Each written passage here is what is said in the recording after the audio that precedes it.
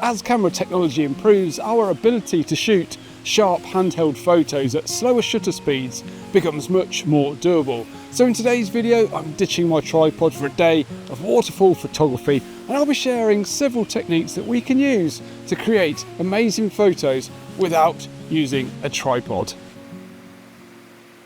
There's so many pluses and minuses for using a tripod, but a couple of pluses that really stand out for me are the fact that it can slow our photography down, which can allow us to be more thoughtful with our compositions, and it also makes blending images for bracketing such as focus stacking and time blending much easier. And of course it lets us do very long exposures as well. Now a couple of negatives are that they're heavy, they're a pain to lug about, and can sometimes restrict where we can position the camera, and I think it's this last one that really stands out for me as a big negative, especially when shooting waterfalls. Quite often I'm in the water and I'm trying to get the legs just where I need them to be, and I can't quite get it exactly right, and then I have to compromise on my composition, and that is not something that I'm massively keen on doing.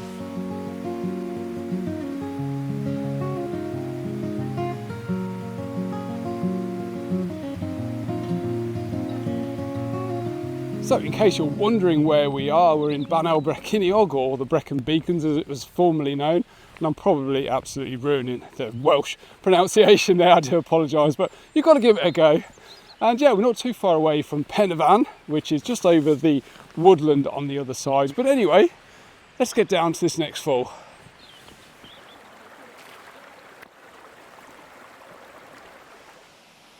So this particular fall here is absolutely beautiful. Stunning. We've got all these vines hanging over the sides, and the water is a beautiful crystal clear white, which quite often in these areas the water is stained with peat, so the water is quite browny orange colour, but here they're really white. Absolutely brilliant. Picture perfect, wouldn't you say? Just incredible. And as you can see, I've got the place to myself, which is rather nice too. So if we want to leave the tripod behind, there's a few techniques that can really help us to get the most out of our photography. So I just want to touch on a few obvious points first before we get onto some of the more advanced techniques. So firstly, if your camera has in-body image stabilization, or IBIS, it's a good idea to have this switched on because it will help us to get sharper photos at slower shutter speeds. If your lens has got optical stabilization, I'd also turn this on as well. Now, if your camera doesn't have any form of stabilization, as a rule of thumb, it's best to not let your shutter speed go any slower than the focal length that you are shooting at. So, if you're shooting at 50mm, for example, try 1/50th of a second. If it's 200mm, then it shouldn't be any lower than 1/200th of a second. Now, if you do have IBIS, you'll need to test out how effective it is. And again, I should just run some tests on this to see what works for you. It's probably going to be different for everybody with the kit that they're using. So for me, if I'm shooting with a wide angle lens, I can get down to about half a second with my equipment and get fairly consistent results, which I think is absolutely brilliant. But this rule, of course, is only relevant to eradicating camera shake, and it doesn't take into consideration things that are moving within the frame like leaves or water. Now, if you're shooting at a slow shutter speed, like say half of a second, then I would recommend putting your camera into burst mode, like say continuous low. And I've got mine set up to take 3 shots per second. And this way, it's increasing my chances of getting sharp photos should I move slightly during the shooting process. If timing's not critical, you could try your 2-second timer, which means you're not actually reaching to press the shutter button during the shot, and this could help you get more consistent results as well.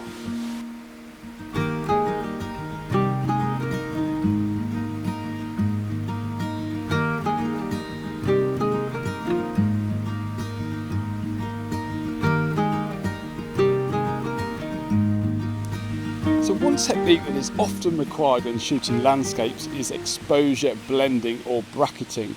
And whenever I'm using a tripod, I tend just to dial my settings in by hand as and when needed. But with handheld shooting, I actually think it's better to set up auto bracketing on your camera. Many cameras have this. So My camera has an option of setting up a quick burst of photos shot at different exposures, and you can choose how many stops of light those bracketed shots are taken. So for example, you could choose a 5-shot bracket at 1 2/3 stop increments, meaning you'll take 5 different photos all shot at different brightness levels, allowing us to extend the dynamic range further than what is possible with one photo. And because this automatic bracket takes all of the shots in very quick succession, it's much easier to blend the images together in post-production because there will be very little movement between the shots. So yeah, I highly recommend bracketing exposures, when facing a scene with very bright highlights and very dark shadows when you're shooting handheld. For this shot I just used 2 images, one for the main part of the image and one for the bright part of the sky at the top, and just blended those together using layers in Photoshop.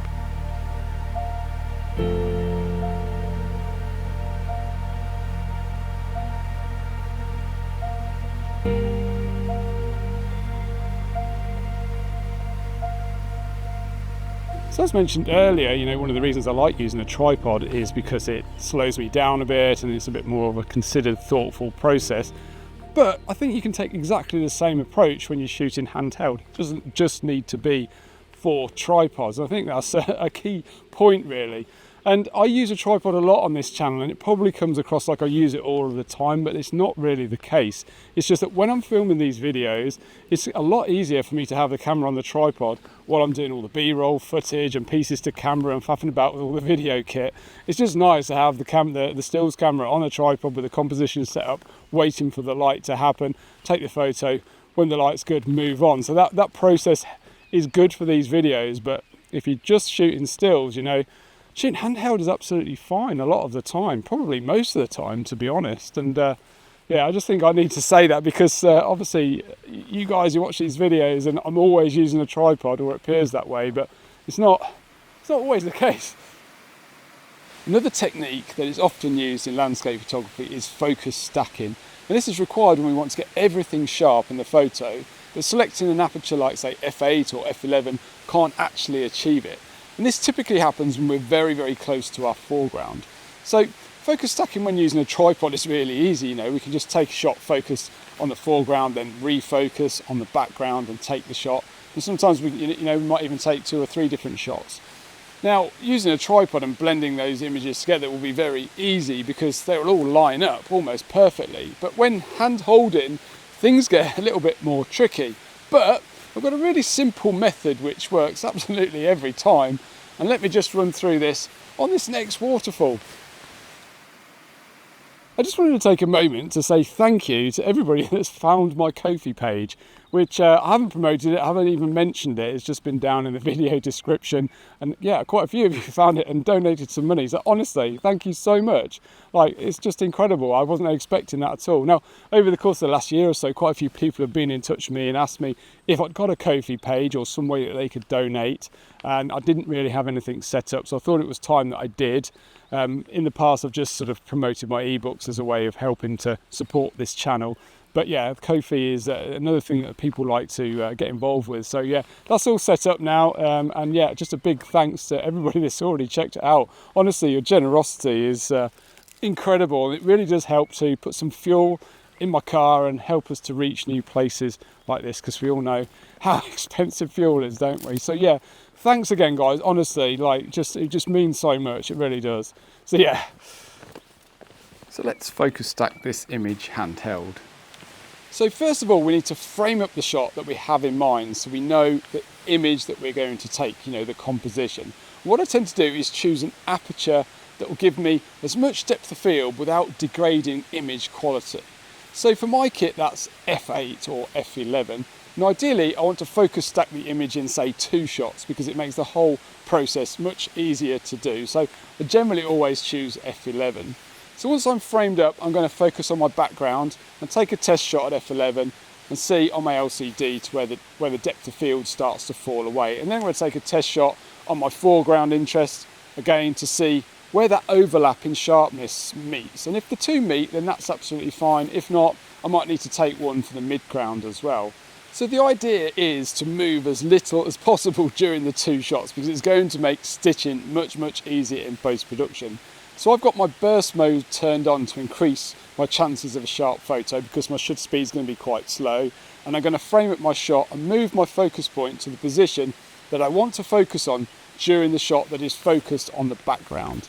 And then I'm going to leave my focus point in that position, move the camera down so that focus point is over my foreground interests, and use the back button to focus the camera on that object. And then I'm going to go back to my original frame. Now I won't take a shot until I have my framing right, and then I'm going to be really still and take the first image, which remember is actually focused on the foreground.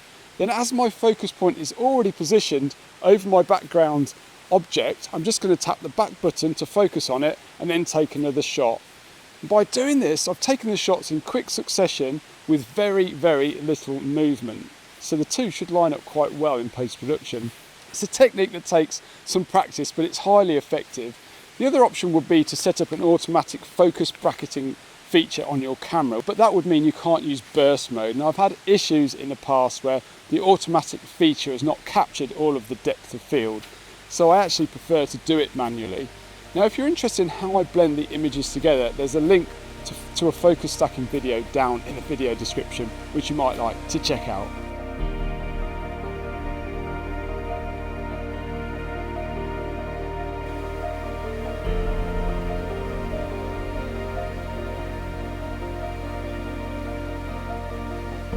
Techniques I've used in this video can really help to get sharper photos while shooting handheld, but if you want to do really long exposures, a tripod will often be required, or you could try this neat little trick I talk about in the video up here. If you enjoyed this video, please be sure to give it a like and subscribe for more. If you fancy supporting the channel further, then please feel free to check out my ebooks, which are linked up the top there and also down in the video description. Anyway, thanks again, and I hope to see you all next week.